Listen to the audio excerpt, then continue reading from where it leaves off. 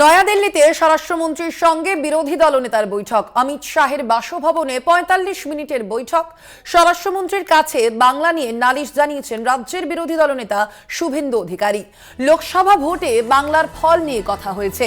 মহিলাদের উপর তৃণমূলের অত্যাচারের কথাও শুনেছেন স্বরাষ্ট্রমন্ত্রী।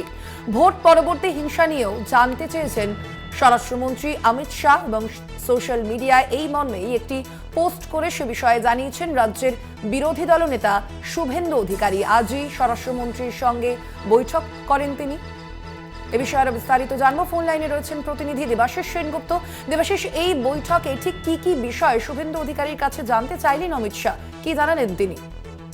রাজ্যের বিরোধী দলনেতা শুভেন্দু অধিকারী তার এক্স হ্যান্ডেলে একটি পোস্ট করেন। সেই পোস্টে তিনি বলেন যে আজ দেশের স্বরাষ্ট্রমন্ত্রী বিজেপির নেতা অমিত শাহর বাড়িতে প্রায় ৪৫ মিনিট তাদের বৈঠক হয়েছে এবং সেই বৈঠকে রাজ্যের যেমন নির্বাচন পরবর্তী হিংসার বিষয় উঠে এসছে, মহিলাদের অত্যাচার, বিজেপি কর্মী সমর্থকদের উপর বিভিন্নভাবে রাজ্যের শাসক দল যে অত্যাচার করছে, পুলিশের ভূমিকা নিয়েও সেখানে তুলে ধরে যে পুলিশ শাসক দলের কথা অনুযায়ী কাজ করছে।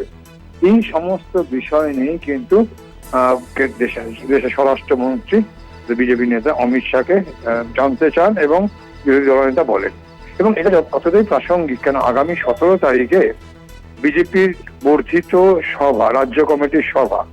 এই রাজ্য কমিটির সভায় একদিকে যেমন আগামী দিনে কিভাবে তাদের রণকৌশল ঠিক হবে, কিভাবে রাজ্যের শাসক দলের মোকাবিলা করবে তা যখন ঠিক হবে, ঠিক সেই জায়গায় দাঁড়িয়ে আজকে কেন্দ্রীয় স্বরাষ্ট্রমন্ত্রীর সঙ্গে বৈঠক এবং বৈঠকের পরে এক্স হ্যান্ডেলে বিরোধী দলনেতার সেই এক্স হ্যান্ডেলে পাঠিয়ে সেগুলো পোস্ট করা যথেষ্ট কিন্তু তাৎপর্যপূর্ণ।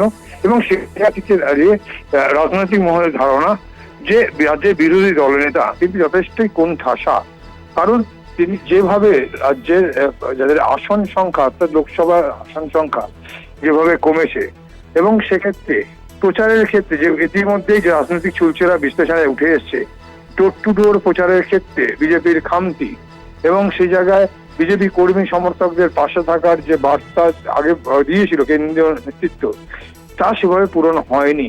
যদিও রাজ্যের বিরোধী দলনেতা বিভিন্ন জায়গায় তিনি যাচ্ছেন, বিজেপি কর্মীদের উৎসাহ যোগাচ্ছেন, কিন্তু কেন্দ্রীয় নেতৃত্ব কিন্তু মোটেও সে ব্যাপারে সন্তুষ্ট নয়।